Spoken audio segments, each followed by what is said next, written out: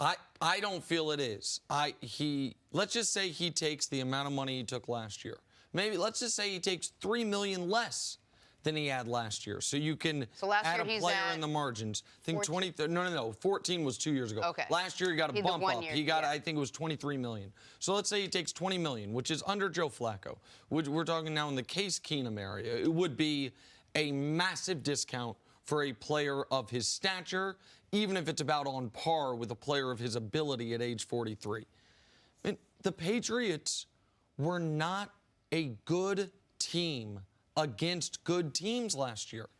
And next year, they don't have the scheduling god touching them on the head with the 32nd ranked schedule. Next year, instead of the NFC East, the worst division, one of the worst divisions in NFL history last season, they get the NFC West, what we think is one of the better divisions in football. Now, I know that's projecting, but San Francisco's not going anywhere. Seattle's still got Russell Wilson. I know some people are higher on the Rams than me, and the Cardinals seem to have a quarterback. I think the NFC West is the most complete division. So they swap out the East for the West. They once again have a first-place schedule, of course. So they play Baltimore and Houston to go along with everyone in the AFC West, Kansas City most notably. Where are you going to make up the ground where you were dominated by Baltimore, dominated by Houston, beat by Kansas City, beat by Tennessee, escaped twice against Buffalo, and escaped against Philly? Those are your games against playoff teams. So with or without a league average quarterback at a discount, do I think they're contenders? No, I think the Patriots, they're not in rebuild mode, but I do think they are in retooling mode next year around figuring out what their offense can do, what their offensive line is going to look like since the departure of Dante Scarnecchia, and what it is on the offensive side of the ball they do great. I think that's what they're going to be figuring out next season. I don't forget how good the Patriots were midway through the season when they had AB and they had Josh Gordon. I mean, this is a team, when they have weapons, Tom Brady is able to be the Tom Brady that he was in the past. So I think that this seems more consistent with his whole career path in terms of how he approaches the economy of the game, where he takes less money to make sure that his team is complete. So this seems more consistent with what he is. But I think $30 million is a pay cut in terms of what he could ask for if he wanted to make every last dollar he probably could. The Chargers might pay him more for put his name on the marquee, and so he might be not maximizing his full value financially by staying with New England. One of the hardest things as a coach, especially after you've had a successful season, is explaining to your players and getting them to understand that you don't get to start where you left off the previous season. Very true. And you have to start over. And when you've been successful, you've got to do all the things that made you successful, but you've got to do it better because everybody's chasing you. And there's this thing that I've said over and over again. You go into a season with who you think you are, and then you realize who you need to be, and the good teams are able to make that adjustment. Now, the one thing that New England has done consistently is start over. And they've been able to look at their strengths, their weaknesses, and try to fill those voids, and do that through a combination of free agency and the draft. And for people to doubt their ability to do that after year in and year out of having success, and to place Tom Brady in the category of quarterbacks you're placing him. That was just no, coach. That was salary. That was. I wasn't saying he's Flacco and Keenum. I'm saying that's what those guys make. Yeah, I wasn't. Okay, well, $30 million is good value for him for a lot of reasons. I would probably take $2 to $5 million of that and try to go get Dante to come back out of retirement. I think that could be the money that's well spent, no matter what you're going to spend on all the other guys. But he does have Josh McDaniels back, and there is an ability organizationally to recalibrate, to reload, and to fix the mistakes that you've made and to fill those gaps that other organizations have not shown the ability to do. It just has the feeling, and their defense played great by all standards.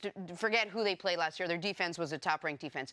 But that on offense, all they seem to have, or all we seem to talk about, is Tom Brady, however you think he's ready or capable of playing going into this year, and Josh McDaniels and Bill Belichick. How much, I don't remember a season where they're going into, I know you say they're going to recalibrate, they're going to start fresh, and they always find a way to make it work. It seems like they have more holes on offense going into this coming season than they have in years past. They don't have a great quarterback anymore. They have a quarterback who's the greatest ever, who's no longer great. The last time the Patriots won a playoff game without a great quarterback was the 0-1 Super Bowl against the Rams. Brady was great starting in 03. Look at the numbers. Starting in 03. 02, they missed the playoffs. He actually led the league in touchdown passes in 02, by the way, but you guys missed the playoffs. And by 03, he might not have been league MVP great, but he was one of the 6 or 7 best quarterbacks in football already. In 2008, they didn't have a great quarterback. They had a fine quarterback. And despite having all those weapons, they missed the playoffs with Matt Castle. Last year, they did not have a great quarterback. And despite the soft schedule and the great defense, they don't win a playoff game. What do you think Tom Brady isn't doing great anymore? Well, what decline in his skill set do you see? As you watch his game, what do you see that he's not doing great? Well, what's changed? Yeah, Coach, I don't mean to do this to you, but how about everything?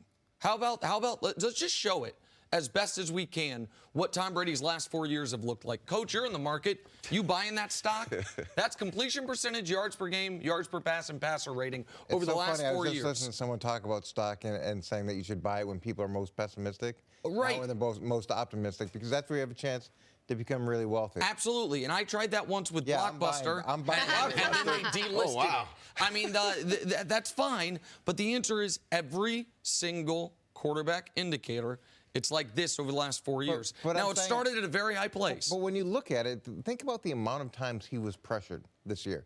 Think about the amount of times he was quickly pressured.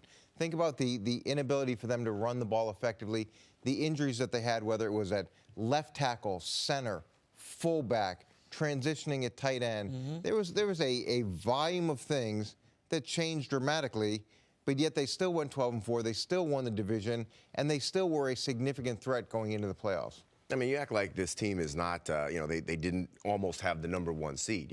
This is a team that's played a lot of football, and the fact that, Tom Brady didn't look at his greatest in the last game, I think it's more a function of the team and how they, I think they're still haven't got over the fact that Gronkowski left unexpectedly. So I think that this is a team that, just like Coach says, they can retool and they find a way to reinvent themselves. They're more honest with themselves than any other team when they're approaching the offseason. So I would not count this team out, and I would not count out Tom Brady. Can they still win, getting back to our original question, do you think they could still win a Super Bowl the way they're constructed now if Tom Brady returns? A Super Bowl. Halfway through the year, everybody was saying, myself included, that they were going to win the Super Bowl again. So I think that just because the season tailed out towards the end because of some injuries and because of, losing Josh Gordon and Antonio Brown not being there, being available, I think those two things were major factors in why, they weren't able to stretch the field. They weren't able to run their offense the way that they had planned on when they acquired these two talented young receivers. And look at the 49ers. And I love this. They went from coaching the Senior Bowl to coaching the Super Bowl. So the idea of being able to go from a underachieving team to a Super Bowl team, it happens. It happens more often than we give it credit. So to go from 12-4 to winning the Super Bowl, yeah, I think that's a pretty reasonable jump. 4-5 in their final 9. Their wins over playoff teams came against the Bills in one-score games and the Eagles. This is the guy who bought Blockbuster. Okay, well. Thanks for watching. Subscribe here to get the latest from the show. Also, be sure to check out more of the best clips from First Things First, or go watch a few segments from our other shows on FS1.